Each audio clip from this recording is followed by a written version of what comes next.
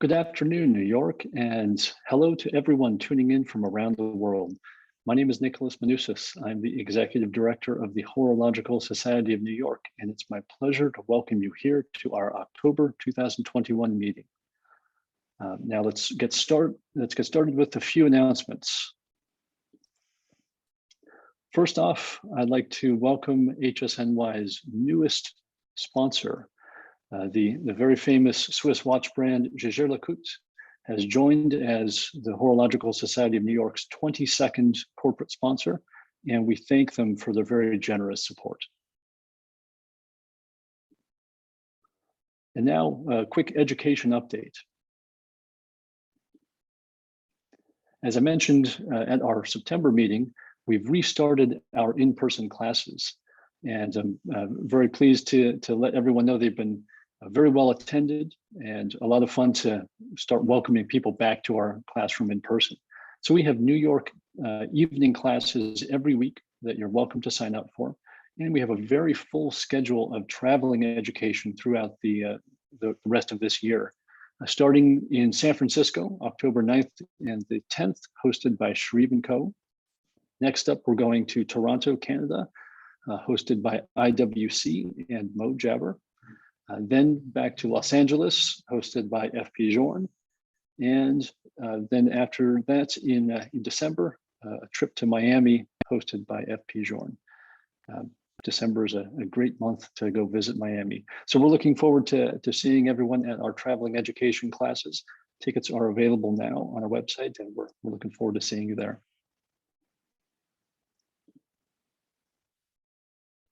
There's a very special event coming up soon here in New York, October 22nd through the 24th, Watch Time New York at Gotham Hall. This is an event that I look forward to every year. It's a whole lot of fun, and I'm really happy to see them coming back for a big in-person event. I believe there's just a few tickets left. I think they're coming close to selling out the event. And if you are an HSNY member, you have a discount code in your inbox. So we sent an email a while back. If you'd like to attend, and if you would like a discount code, check your inbox for a special discount code specifically for HSNY members. All right, so we'll see everyone there at Gotham Hall coming up later this month. And speaking of other in-person events coming up, this one is a bit further away, but it's a very special event that I'm personally very excited for. It's the Horological Society of New York's 156th anniversary gala. And save the date, it's Saturday, April 9th, 2022. And we'll be announcing much more details about that as the date grows nearer. And another in-person event that is meant to coincide with this virtual lecture that we're having today. Laurent Ferrier is having an exhibition at the Horological Society of New York tomorrow and Wednesday afternoon, October 5th and 6th, from 1 p.m. to 5 p.m. If you'd like to register to attend the exhibition, you can visit the link on the screen.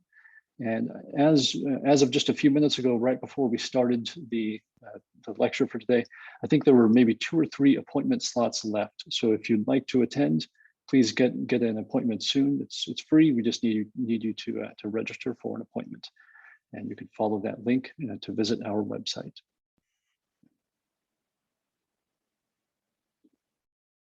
Okay, so on to the main event, on to the lecture for today. What is an escapement? I like to describe an escapement as a motion translator. It translates rotational motion into lateral impulses. And it's just a fascinating horological invention. Watchmakers throughout centuries have been working to make the escapement more efficient, more reliable, more precise, and maybe more natural, right? So as you can guess, we're going to be talking about the natural escapement today. It's important to remember that even though the Swiss lever escapement is the most popular escapement in most mechanical watches today, that it's not the only escapement. There are other escapements out there, and it's just a fascinating field to study. And today, we're very lucky to have two of the modern masters at escapement development and Swiss watchmaking here with us. So Mr. Laurent Ferrier, co-founder and creative director at Laurent Ferrier, and his son Christian Ferrier, movement creator at Laurent Ferrier. And before we welcome them here in person, just want to let everyone know we're going to be having a pre-recorded 30-minute video for the lecture with subtitles. After that, we will be moving to a live Q&A with live translation. So with that said, I'm very happy to welcome Mr. Laurent Ferrier and Mr. Christian Ferrier to lecture at the Horological Society of New York. Welcome.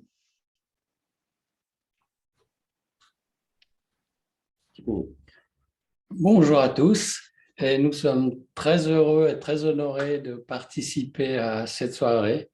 Nous allons nous retrouver après la vidéo qui dure quelques instants. À tout à l'heure, on se réjouit d'avoir à répondre à vos questions.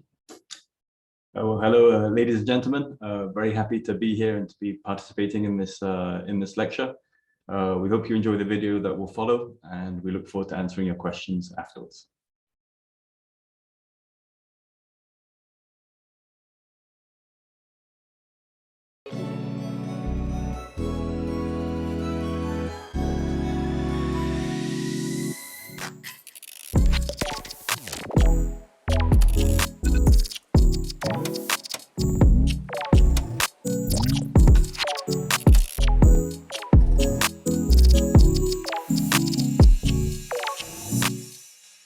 Bonsoir mesdames, bonsoir messieurs. Je suis ravi de participer à cette soirée. On va vous présenter dans un premier temps notre maison et l'évolution qu'il y a pu y avoir ces 10 dernières années.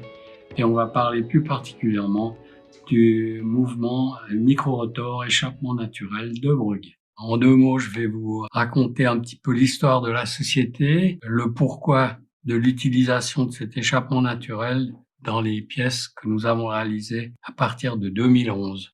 Nous avons créé la société avec mon ami François Servanin en 2009, après près de 40 ans dans une des plus belles entreprises genevoises. On a décidé ensemble de lancer une petite série de montres qui nous intéressait particulièrement. On n'avait pas de business plan. On s'est lancé en disant on va faire ce qui me paraissait être le meilleur choix pour avoir une très belle montre, et on compterait les goals à la fin de l'année 2010. C'est ce que nous avons fait. Mon fils était à l'époque constructeur de mouvements chez Roger Dubuis, donc on avait déjà une base entre le mouvement pour mon fils Christian et tout ce qui concernait l'esthétique de la création cadran aiguille que j'avais réalisé pendant longtemps dans cette grande maison genevoise. Nous avons commencé avec l'aide de la Fabrique du Temps à réaliser un tourbillon.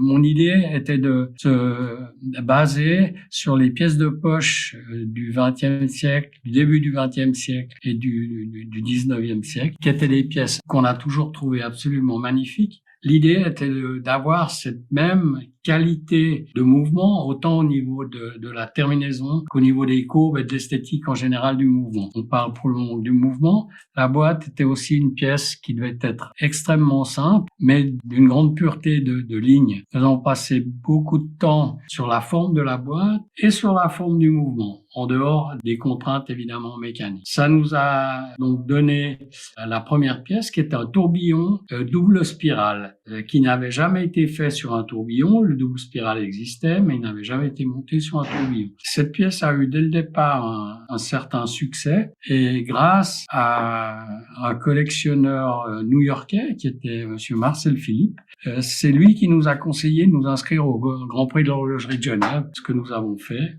Et nous avons eu la chance de gagner le Grand Prix de l'horlogerie pour les pièces hommes. Suite à ce résultat, certains de nos clients nous ont demandé s'il était possible de réaliser une pièce qui soit un petit peu plus accessible au niveau du tarif que des pièces tourbillon, qui sont des pièces exceptionnelles. C'est à ce moment-là, toujours avec la Fabrique du Temps, que nous avons eu l'idée d'utiliser l'échappement naturel de Breguet, qui avait été inventé par Breguet avant même le tourbillon, mais il avait réalisé une vingtaine de mouvements qu'il avait montés dans des pièces de poche.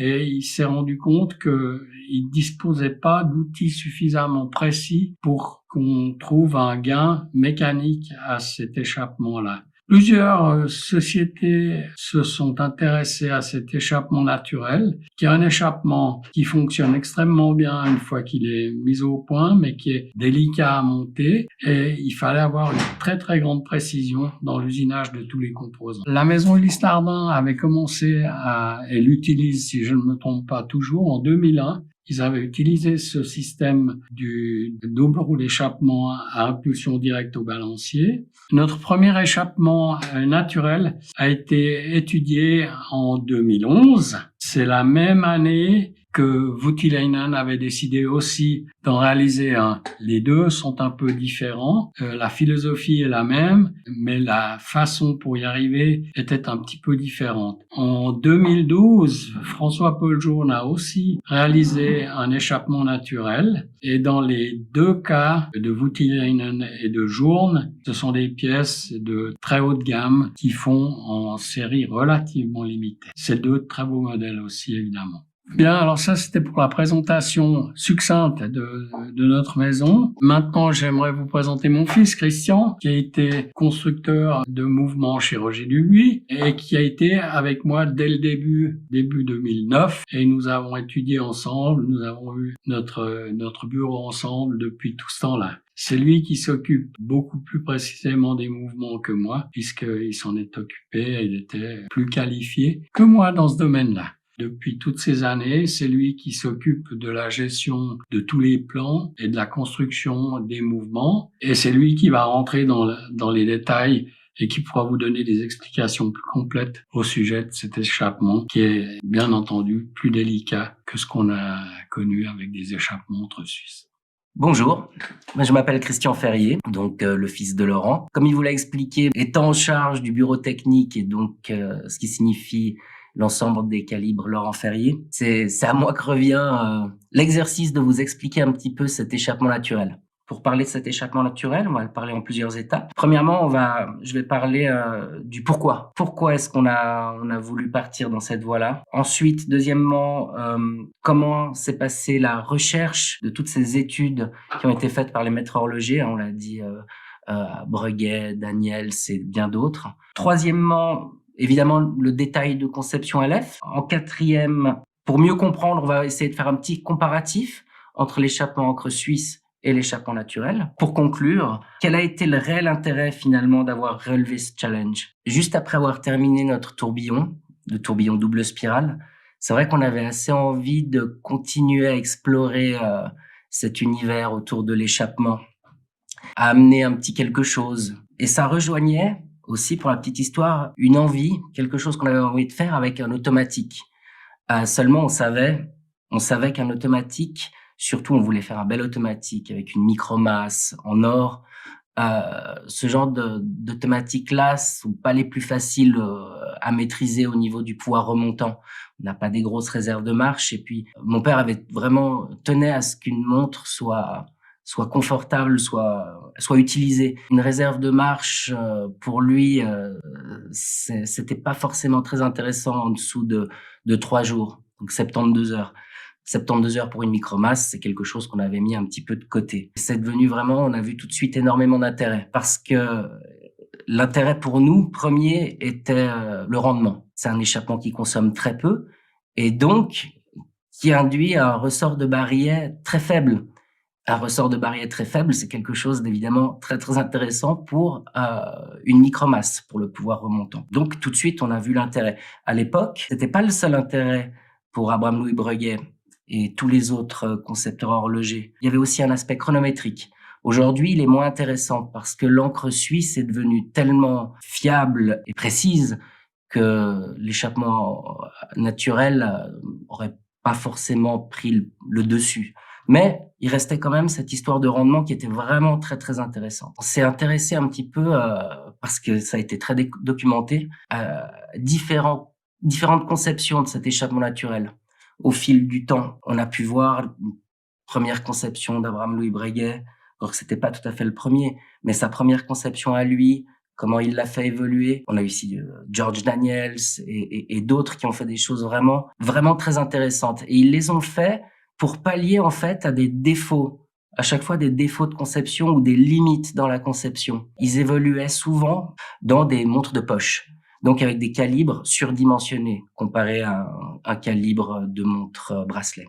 Et très rapidement, il y en a un qui nous a beaucoup plu. On a regardé un petit peu les avantages et les désavantages pour pouvoir faire des compromis, tout simplement, dans nos choix. Et en fait, c'est la première version de la conception d'Abraham Louis Breguet qui nous a le plus plu.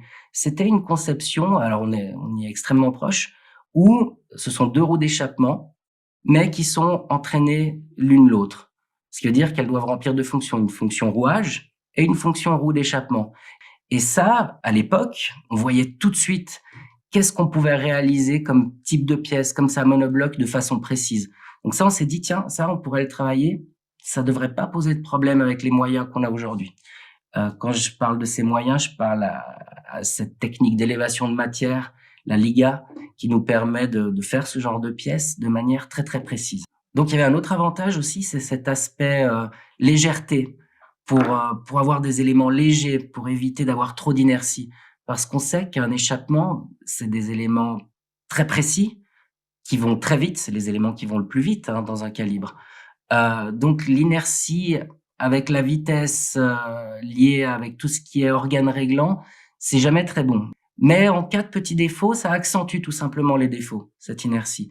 Donc voilà, on visualisait déjà cette pièce. Après, il a fallu penser à deux autres éléments importants qui sont différents de l'encre suisse. C'est l'encre et le plateau.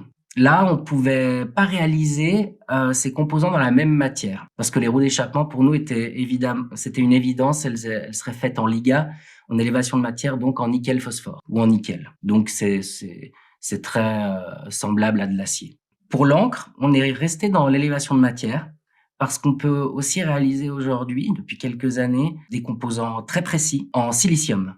Et là, silicium, on s'est dit attention, c'est nouveau. Il a des propriétés très intéressantes. On parle de lubrification. On a souvent dit le silicium se passe de lubrification. Arrivé le double plateau, pareil, on a regardé un peu toutes les fonctions, ce qui se passait exactement, parce qu'en fait, on s'est trouvé assez limité pour le choix des matériaux. Toutes nos pièces, on a aussi décidé de se passer de rubis. Contrairement à l'encre suisse, il n'y a pas de rubis, tout simplement parce que la taille et la géométrie des composants, quand je dis la géométrie, c'est bien leur géométrie fonctionnelle, nous permettaient tout simplement pas d'y intégrer des petites palettes. Donc, voilà, on avait une idée globale de l'échappement naturel qu'on allait développer, si on allait pouvoir le faire, avec quels matériaux, et on s'est lancé. Alors, la première chose, ça a été l'étude, vraiment faire l'étude. Et là, c'est une partie qui a été vraiment très intéressante. C'était extrêmement agréable parce qu'il a fallu refaire un échappement. Et un échappement, une encre, l'ensemble, un double plateau, remplissent tellement de fonctions qu'il a fallu trouver une place pour chaque fonction. Donc, maintenant, la partie délicate, c'est de vous expliquer un petit peu l'échappement naturel, comment ça se passe. On l'a dit, le but était de gagner en rendement. Parce que ce qui se passe avec l'échappement encre suisse, c'est que le balancier a toujours besoin d'une impulsion à chaque oscillation. Il a besoin qu'on l'aide, ce balancier. Et dans le cadre de l'échappement encre suisse, c'est l'encre qui s'en occupe. Seulement, il y a un petit problème, c'est que l'encre n'a pas un grand pouvoir à ce niveau-là, d'où un rendement assez moyen. Et l'idée, c'était que celui qui donne cette impulsion ait beaucoup plus de pouvoir. Et qui peut en avoir plus que celui qui serait dans la ligne, en fait, d'énergie. Quand je parle de la ligne d'énergie, vous imaginez bien le barillet, avec son ressort très grand, très puissant, qui vient déverser son énergie tout le long du rouage jusqu'à la roue d'échappement. Toujours jusqu'à la roue d'échappement. Dans le cas de l'encre suisse, elle se situe juste après la roue d'échappement. Elle n'est pas dans la ligne directe du flux d'énergie. La roue d'échappement, oui. Donc, c'est bien ça l'idée, c'est qu'on va se servir de la roue d'échappement pour donner l'impulsion au balancier. Seulement voilà, la roue d'échappement, elle tourne toujours dans le même sens. Ce qui veut dire qu'elle est capable de donner une impulsion seulement dans un sens d'oscillation. D'où l'apparition d'une deuxième roue d'échappement, qui du coup va être dans le sens inversé, puisqu'elle s'entraîne avec la première, et qui, elle, va s'occuper, en alternance, de donner l'autre impulsion au balancier. D'où l'explication de cette géométrie. On voit ces deux roues d'échappement, très légères, très aériennes, très fines, et ces petites colonnes. Ces petites colonnes, elles vont un peu remplacer les palettes de l'encre en rubis. D'une part, elles vont venir tout simplement taper sur le double plateau. Le double plateau faisant corps avec le balancier, c'est comme si on tapait directement sur le balancier. Ces petites colonnes vont venir taper à chaque fois en alternance sur le double plateau. Ces petites colonnes aussi, on va s'en servir, cette fois-ci sur l'encre, comme plan de repos. L'encre va servir de plan de repos pour ces petites colonnes, tout comme le font les palettes d'une encre suisse. Maintenant, on va s'intéresser un petit peu à l'encre. Cette fois-ci, l'encre a vraiment été un des composants les plus compliqués. Contrairement à nos roues d'échappement qui sont en monobloc, en nickel, précises, très bien, tout ce qu'on leur demande. L'encre a énormément de fonctions. On le voit un peu sur cette image, on voit les différents niveaux qui doivent tous occuper différentes fonctions. Or, on peut pas faire un composant comme ça d'une seule pièce. Il a fallu la réaliser en deux pièces en silicium, en se rappelant que le silicium ne se chasse pas. Et oui, c'est un matériau extrêmement dur, extrêmement cassant, friable. Donc, première chose qui nous est arrivée en travaillant avec le silicium, ça a été d'apprendre à le manipuler. Ça passe par exemple, l'assemblage. Là, vous le voyez pas, mais il est en deux parties. Il est guidé. À l'intérieur, une petit guide pour que tout ça fasse corps et que la géométrie soit parfaite. Et il est collé sur un axe. Là aussi, il a fallu découvrir quelle colle, comment la manipuler, prévoir des géométries pour que la colle puisse bien s'imprégner à l'intérieur. Ça a été vraiment là une partie très très intéressante et nouvelle pour nous. Donc jusque-là, je vous ai parlé de l'échappement naturel, un peu de technique, mais vous avez compris que c'était pas si évident. Je vous ai parlé vraiment de l'aspect un peu technique, historique, d'expérience qu'on a rencontré avec lui. Avantages, inconvénients. On va essayer aussi de vous faire, avec une petite animation, quelque chose d'assez ludique, de comparaison directe entre l'échappement encre suisse et puis notre échappement naturel. Juste que vous puissiez voir qu'en fait, c'est bien les mêmes fonctions. Simplement, elles se font à différents endroits. Juste pour parler un petit peu technique de ce système d'échappement naturel, le dard, la fourchette sur l'encre, sur le double plateau. Alors nous, on a des ailes en plus sur l'encre suisse, on appelle tout simplement ça la cheville de plateau. Vous allez voir cette impulsion directe, ça veut dire ces colonnes de roue d'échappement qui viennent à chaque fois en alternance taper sur les ailes du double plateau et la partie en fait où le double plateau, et on disait cette cheville de plateau rentre à l'intérieur de la fourchette de l'encre, où elle va accompagner la sortie de l'encre, on la voit en transparence ici, la colonne du bas qui va pouvoir se dégager et libérer en fait d'un seul coup les deux roues d'échappement qui s'entraînent l'une l'autre pour que la suivante vienne taper sur l'aile du double plateau. Et là, vous voyez, ça passe à chaque fois. Quand elle ressort, elle passe vraiment très près. C'est dû à la géométrie, c'est dû à cette conception. Elle passe vraiment très près de la colonne. Et voilà, là on voit bien, ça se joue. En fait, c'est ça qui a été très intéressant, c'est que toutes ces fonctions passent très près l'une de l'autre et demandent vraiment une coordination parfaite. Et sans géométrie, sans éléments vraiment précis, on voit bien que c'est très compliqué. Vous comprenez là, en comparaison, qu'on a bien affaire finalement au même système d'échappement. On a simplement déplacé l'impulsion. Alors il y a une très grosse différence par rapport à l'encre suisse qui démarque l'échappement naturel. En tout cas, le nôtre, on l'a dit de nouveau, c'est cette absence de palette. Il faut bien comprendre que les horlogers, quand ils en sont au réglage de l'échappement, ils ont cette liberté de pouvoir compenser certaines géométries, certains défauts, en bougeant les palettes, en les avançant ou en les reculant.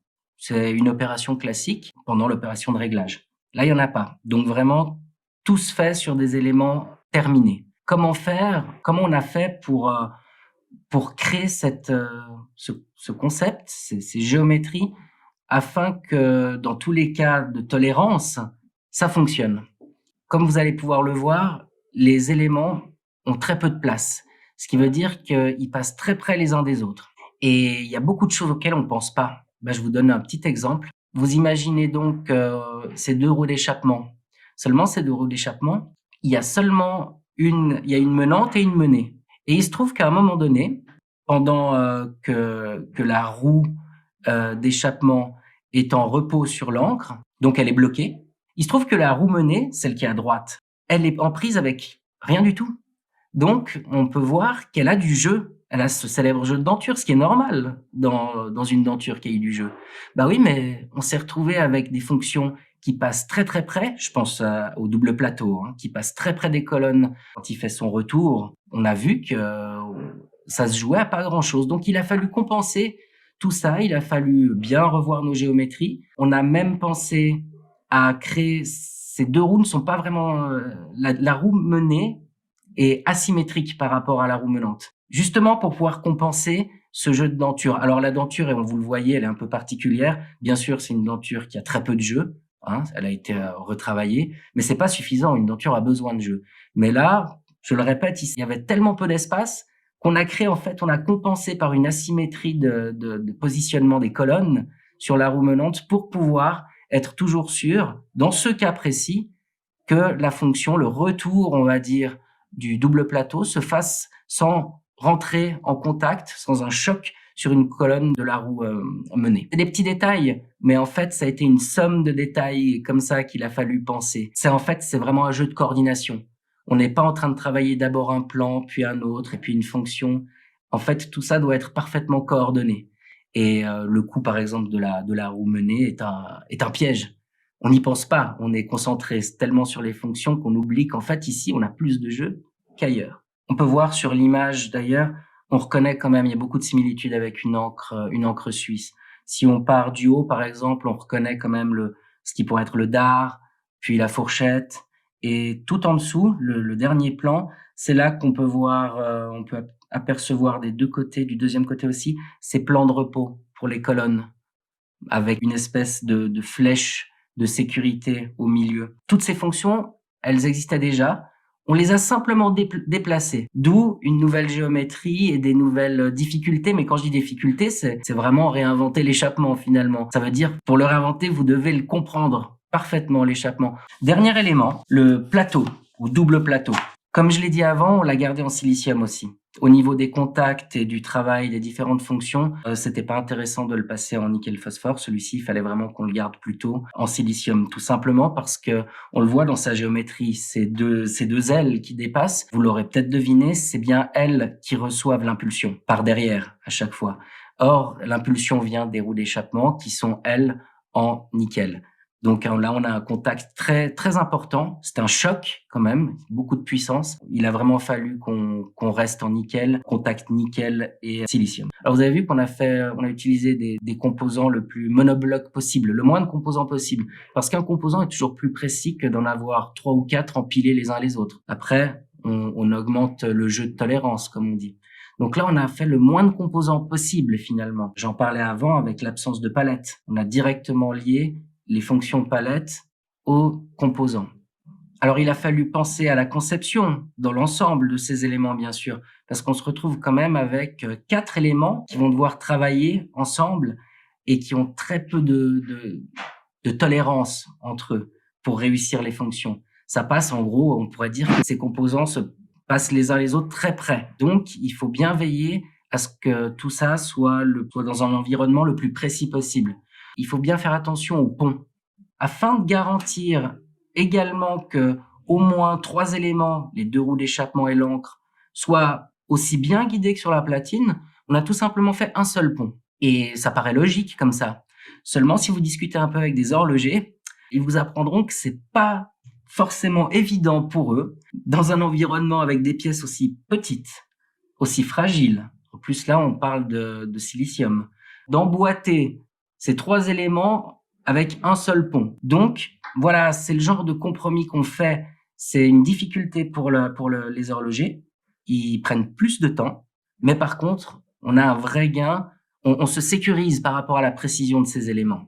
Mais par contre, chez nous, ça correspond tout à fait à notre production, puisqu'on a des horlogers amoureux de l'horlogerie, plutôt doués, très qualifiés. Donc, c'était totalement cohérent de se dire que oui, cet échappement naturel, on peut le produire. Donc, après avoir fait le tour des techniques de cet échappement naturel, il fallait vraiment revoir l'intérêt. On a dit qu'on reparlerait de l'intérêt.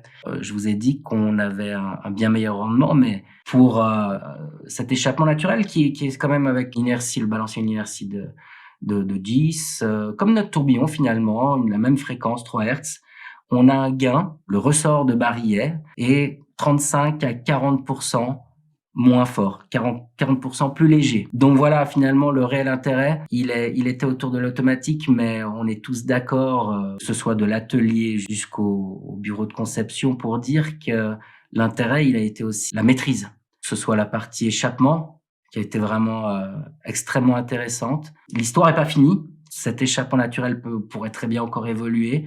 Donc cette pièce, dans son ensemble, elle est déjà cohérente, telle qu'on l'a. Mais en plus de ça, on peut quand même dire que d'un point de vue personnel, à la marque Laurent Ferrier, elle nous a beaucoup apporté.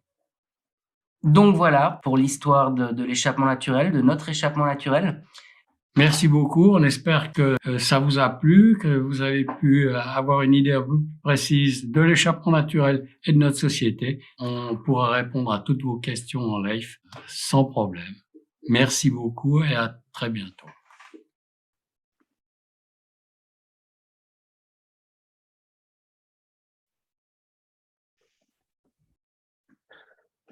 That was fascinating. Thank you very much for that very informative lecture.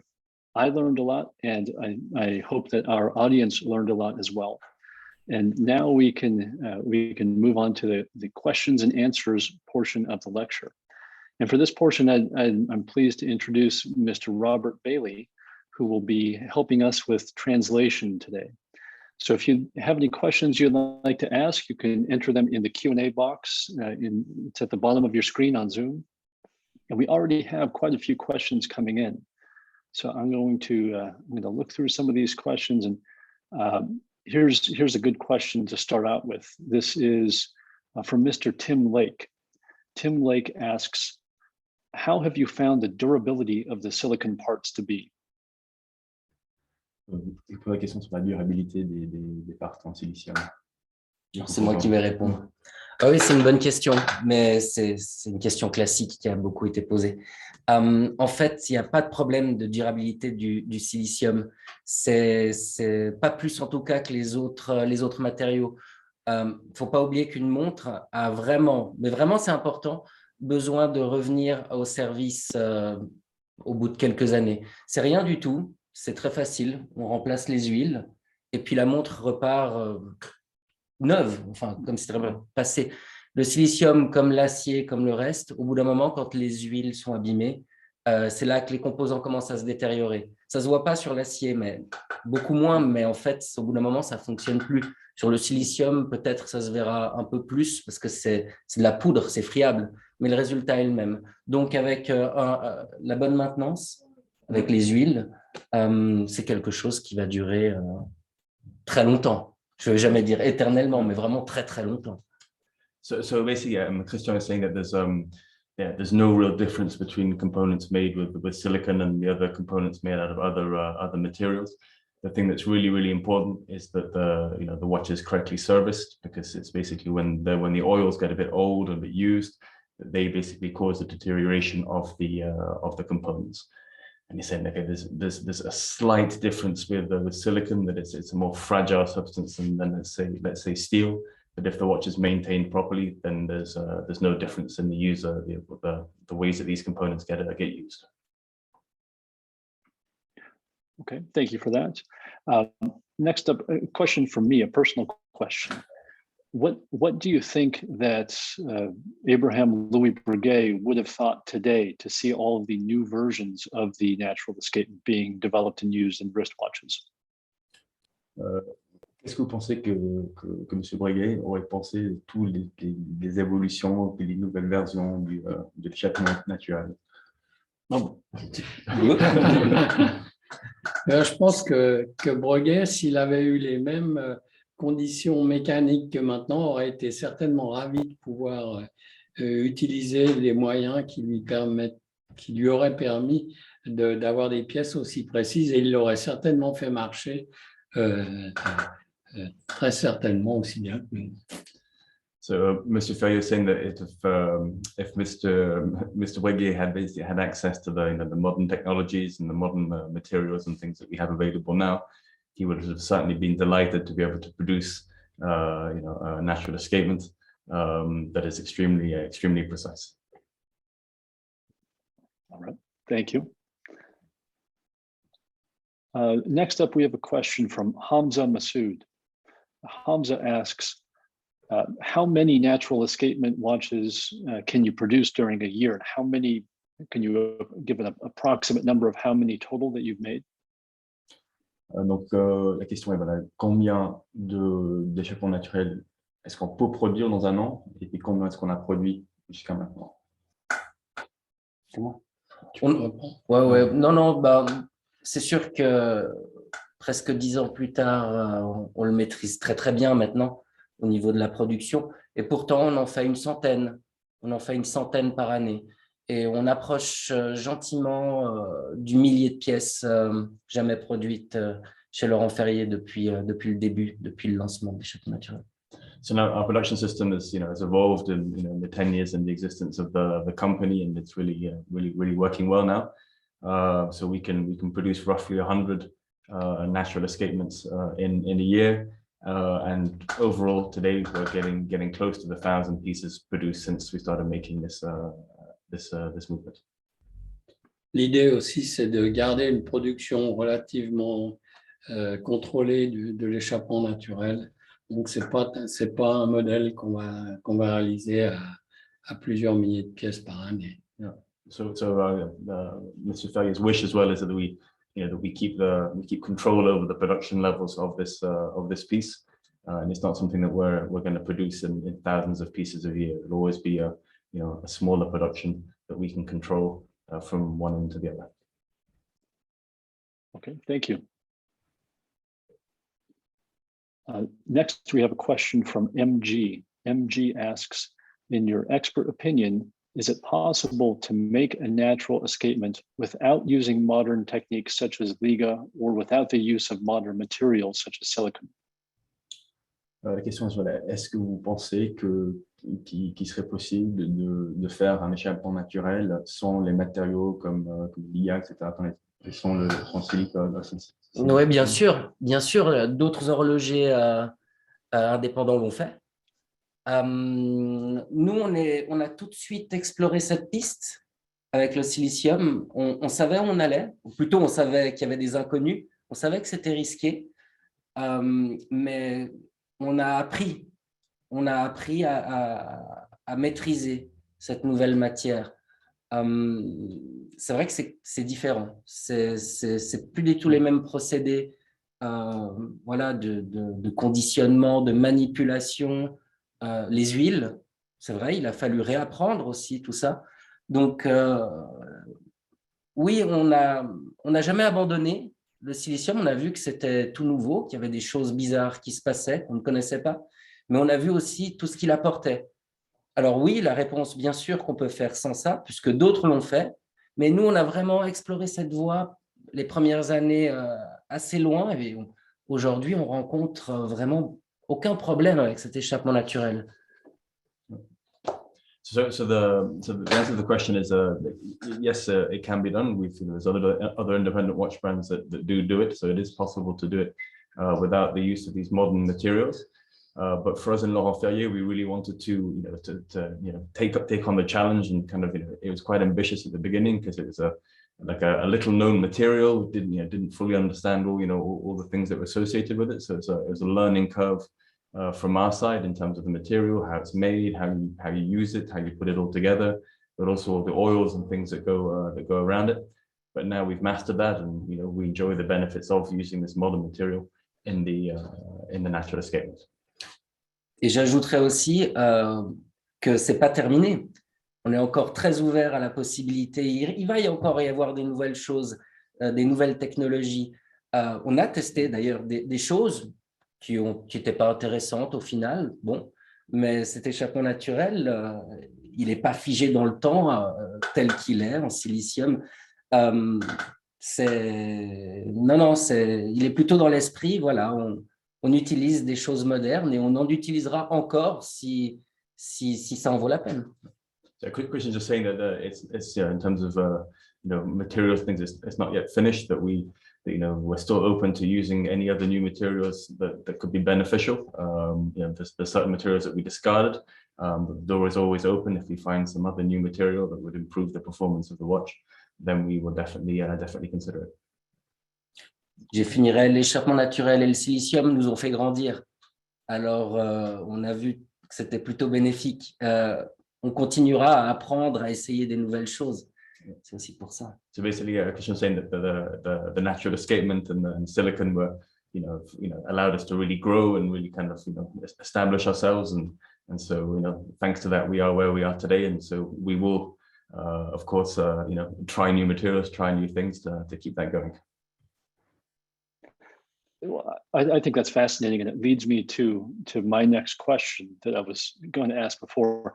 What is in store for the future of escapement development? Have we reached the conclusion? Are escapements are they at their ultimate form right now, or do we have some further development that we can make in the future with a mechanical watch escapement? Voilà, quel est l'avenir, voilà, des échappements dans les montres? Est-ce qu'on est arrivé à un plateau? Est-ce qu'on n'avancera plus? Ou est-ce qu'il y a d'autres choses qui vont être inventées pour faire évoluer ces échappements? Je pense que tout évolue. Pendant très très longtemps, l'horlogerie se contentait d'utiliser l'échappement Montres suisse, qui est un magnifique échappement qui fonctionne très bien. Maintenant, c'est comme en automobile. On a commencé à mettre un turbo, et puis deux, et puis au début, ces turbos marchaient mal, et puis à la fin, maintenant, il y en a dans tous les moteurs. Il y a des petits moteurs de 850 avec des turbos qui fonctionnent aussi bien que des gros moteurs. La mécanique obligatoirement évolue. Maintenant, l'échappement Montres suisse peut encore fonctionner très longtemps, et la base des montres de qualité sont des montres mécaniques, parce que quand on a fait les mouvements à quartz, le quartz, c'était aussi une espèce d'échappement, parce que c'est une vibration qui faisait avancer les rouages. Donc, tout peut évoluer. Le quartz, simplement, c'est qu'il fallait de l'électricité pour le faire fonctionner, alors que tous les échappements qui existent, que ce soit l'échappement naturel, l'échappement Montres suisse, sont des échappements qui marchent mécaniquement.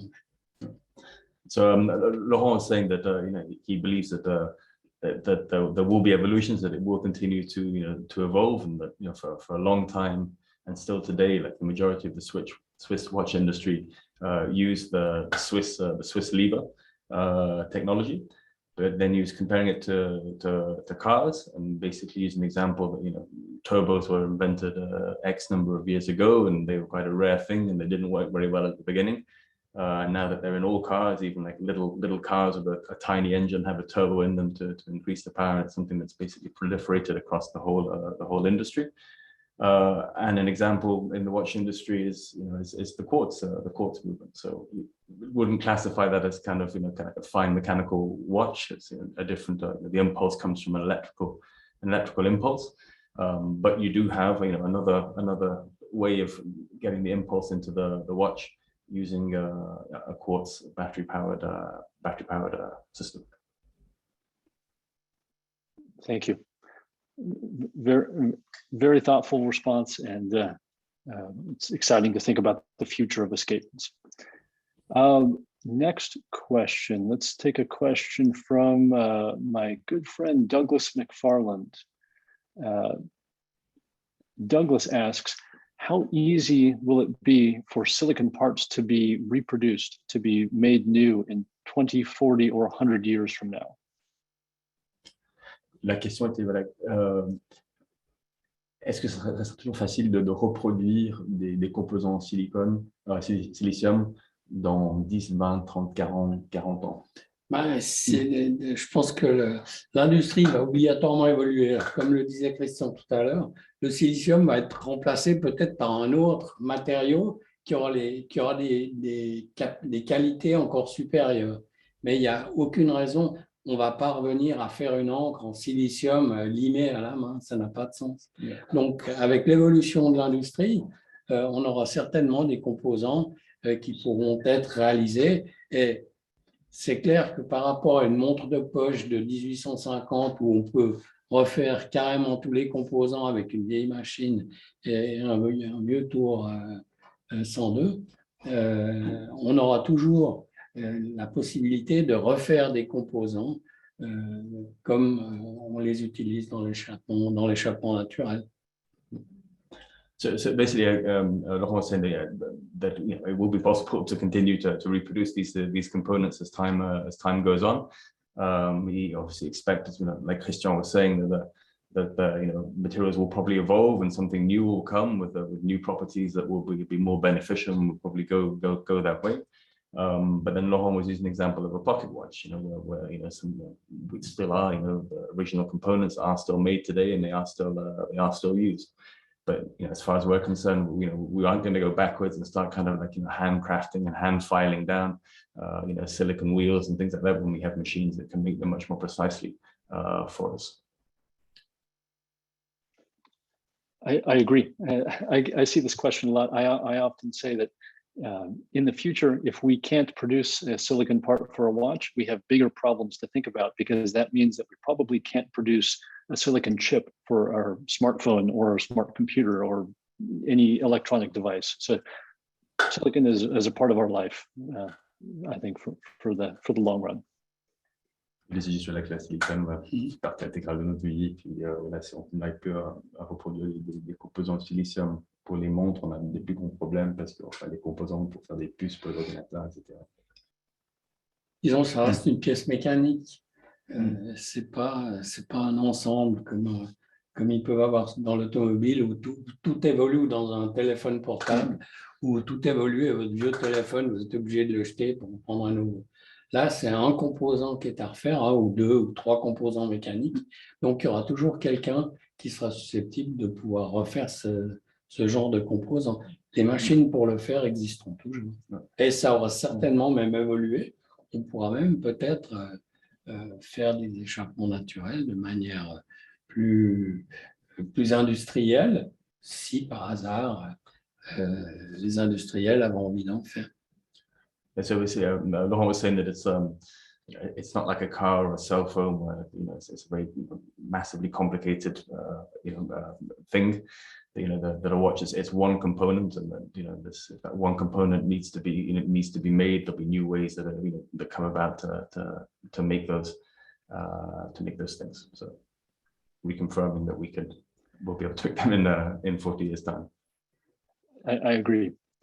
So another question I was thinking about, you were discussing the history of the natural escapement, and you were mentioning your modern competition, F.P. Jorn, Kari Voutilainen, Ulysse Nardin. And then you also mentioned George Daniels, who made his version with the two gear trains. Are there any other examples of a natural escapement that were made between the time of Breguet's death and George Daniels' version?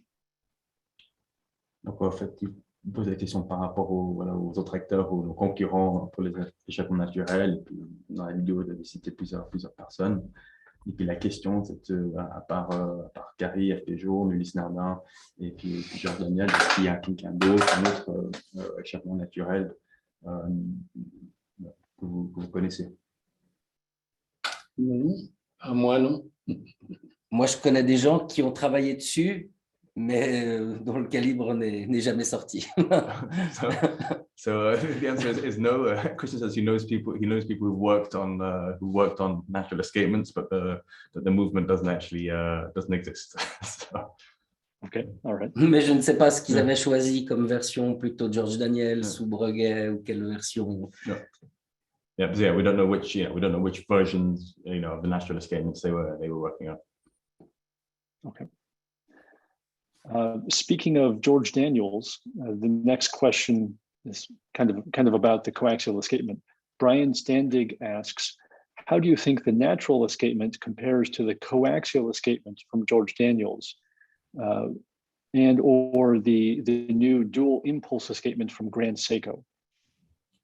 Comment est-ce que vous pensez que l'échappement naturel se compare au l'échappement coaxial So what was the third one? The new dual impulse escapement from Grand Seiko. Okay, ou l'échappement à double impulsion de Seiko. Grand Seiko. Je connais pas les... Ouais, bien sûr, il est connu, mais j'ai survolé ce calibre. Ça m'avait l'air quand même différent, parce que là, on était vraiment dans la recherche du rendement. Oui, c'est vrai, on était dans quelque chose à la fois très simple. L'échappement naturel, il sort vraiment à la suite des échappements à détente, des échappements à cylindre. C'est le premier échappement sur lequel Brugge a travaillé, bien avant qu'on arrive à l'encre suisse. Sur le coaxial, on est sur quelque chose de plus moderne, qui va quand même assez loin, mais qui remplit d'autres fonctions aussi. Donc, pour moi, la comparaison, j'éviterais d'aller trop loin pour ne pas me tromper. So basically, Christian and Laurent have only kind of like seen those two from a distance, and basically the saying Christian saying that that the natural escapement is the natural the logical kind of step in as an escapement coming out of a mechanical barrel, and that the Breguet actually worked on the natural escapement before on the Swiss lever escapement, and that the other two are much more modern technologies, but they certainly have benefits, but prefer not to say more because they're not entirely sure how they function. Understood. Je crois qu'il y a un peu des fonctions aussi vraiment dédiées à la précision, pas seulement juste au rendement. C'est quelque chose qui va loin, plus loin. Yeah, so there's something to do very much with precision, but once again, we don't have all the details. Understood. Okay. Next up, we have a question from Serkan Yurdan. And this is kind of a departure from escapements. Serkan asks, are you planning to develop any new complications further down the line? Est-ce qu'on envisage de développer des nouvelles complications à l'avenir? Oui, bien sûr. Bon, pas pour la fin de l'année, mais bien sûr qu'on pense au futur. Bon, on ne regarde pas à 10 ans, mais évidemment, on va étudier la possibilité de faire quelques complications. J'aime bien les complications qui sont utiles, les immenses complications avec un triple tourbillon gyroscopique que je trouve absolument fabuleuse ou géniale pour des horlogers qui sont capables de faire ça, mais on se rend compte que le gain est uniquement de multiplier le nombre de pièces, et plus il y a de pièces, plus c'est évidemment difficile de les faire fonctionner comme il faut. Donc, on ira certainement sur des complications qui peuvent servir à quelque chose d'intéressant.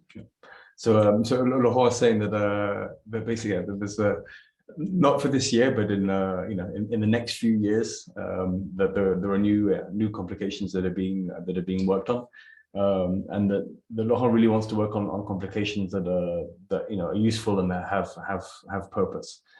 He's saying that the triple axle gyroscopic tourbillons are fantastic. They're really incredible pieces, but they really are like for the joy of the watchmaker, and our focus is really on something that's more useful for the wearer on his wrist. So more to come in the next year or so.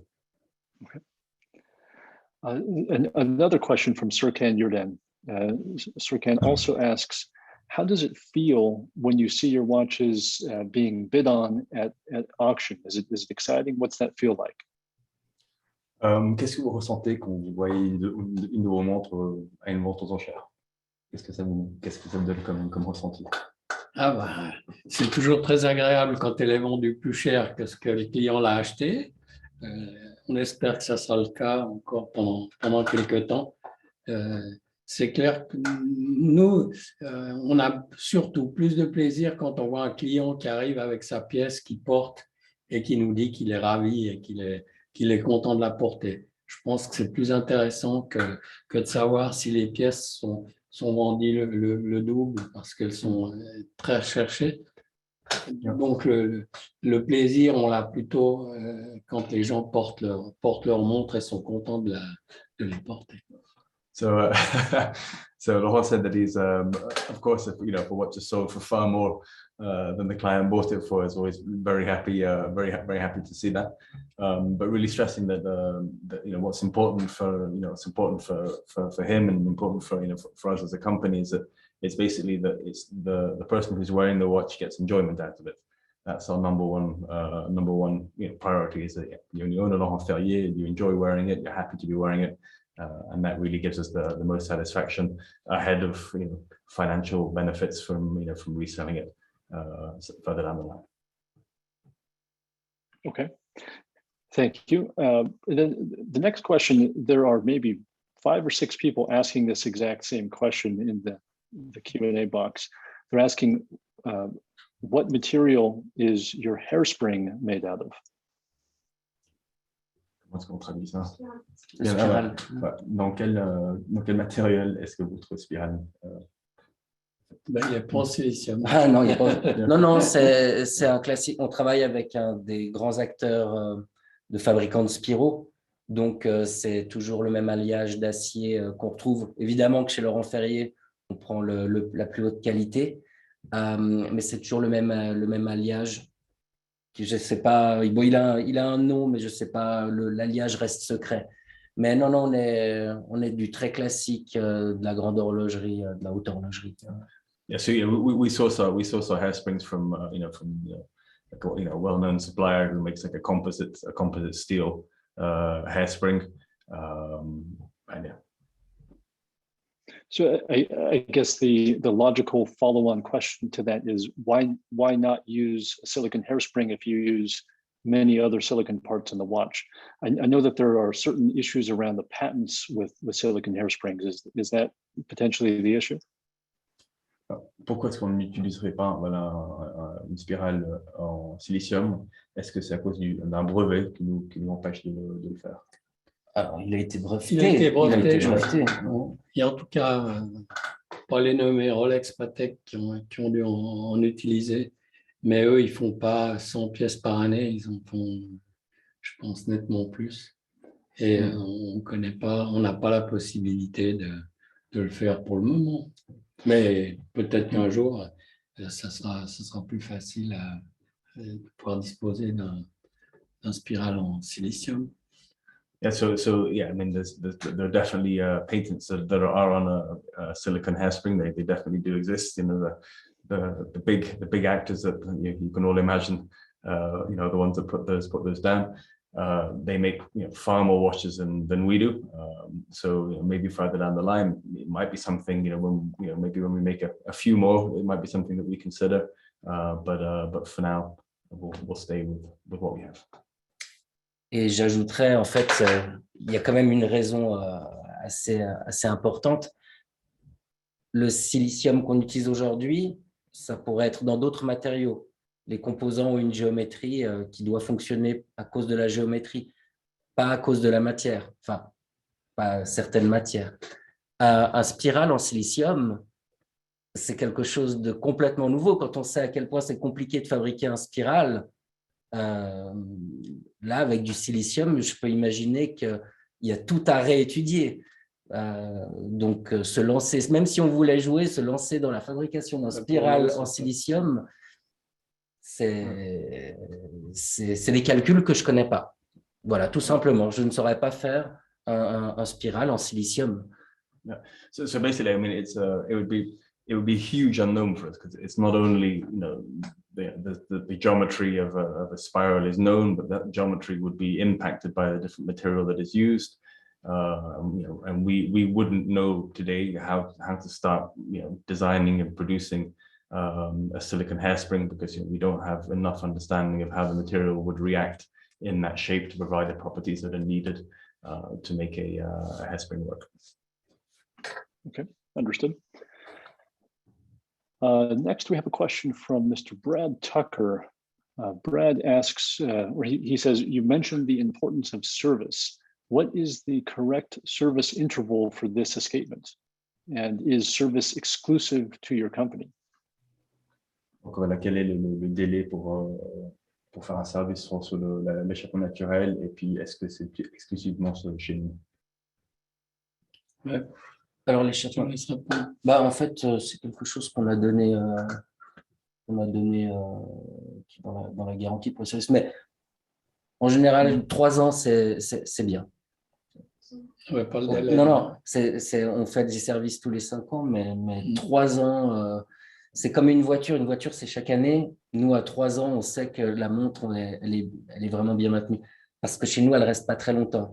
Les gens n'aiment pas trop envoyer au service parce que c'est long. Nous, ça va quand même assez vite. C'est un service. La montre est en bon état, elle n'est pas cassée. Mais maintenant, durer jusqu'à 5 ans, voilà, entre 3 et 5 ans. Entre 3 et 5 ans, c'est bien. Après, c'est dommage. C'est dommage.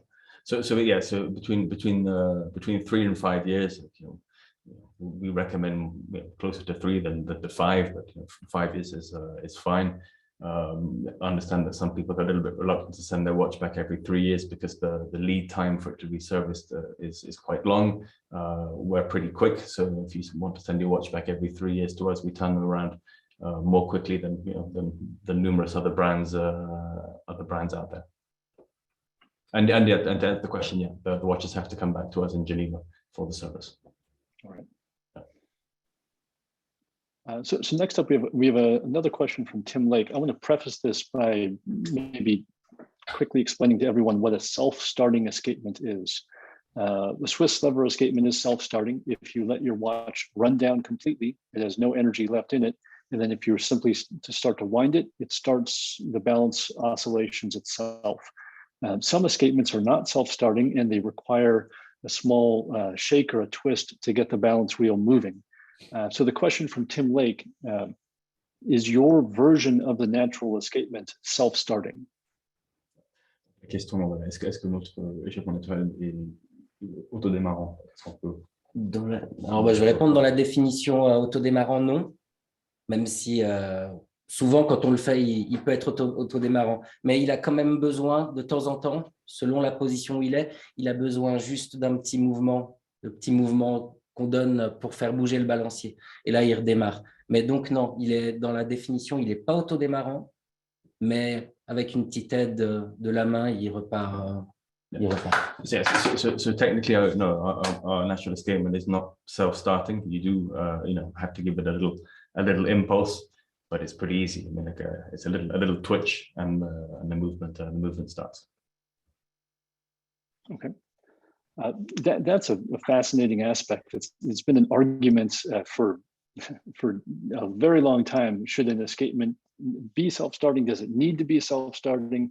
And I think that today, with watches regarded more as a luxury object for collectors, it's not really an everyday. Not everyone in the world is wearing a fine mechanical watch to keep time. It's not as important that an escapement be self-starting anymore. So I appreciate that answer. Okay, let's see here.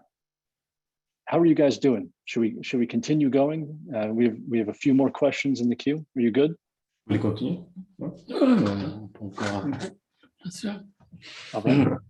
How about let's have 2 more questions, and these last 2 questions are great. They're kind of from a different angle. All right. So a question from Shreyas Skandin Shivakumar. This is a question for Christian Ferrier. Are there any interesting engineering principles you have been able to bring over from your time working in the aerospace industry? T'as compris la question? Oui, tu peux la dire, mais Ouais, donc, on est remonté à mon Est-ce qu'il y a des principes que depuis ton expérience dans l'aérospatiale que tu utilises maintenant dans ton travail de mouvement? Pas des principes, mais que le silicium, c'est très fragile. Parce qu'on avait retrouvé ça dans l'aérospatiale. Non, une anecdote, bah déjà, tu peux raconter juste ça. On rencontre du silicium depuis longtemps dans le spatial. in principle, it's not as such, but for instance, like silicon, for instance, is very, very used in the aerospace industry, and so familiarity with that substance is something that came over. Et l'anecdote, c'est qu'en fait, la directrice, la patronne de la boîte qui m'a engagé dans le spatial, mon premier travail, il s'est avéré que plusieurs années, je l'ai retrouvée comme directrice. Elle n'est plus directrice maintenant, mais elle est toujours dans les dirigeants. C'est l'industrie qui fabrique aujourd'hui tous les roulements pour l'horlogerie. Donc finalement, le spatial, pour elle aussi, le spatial et l'horlogerie.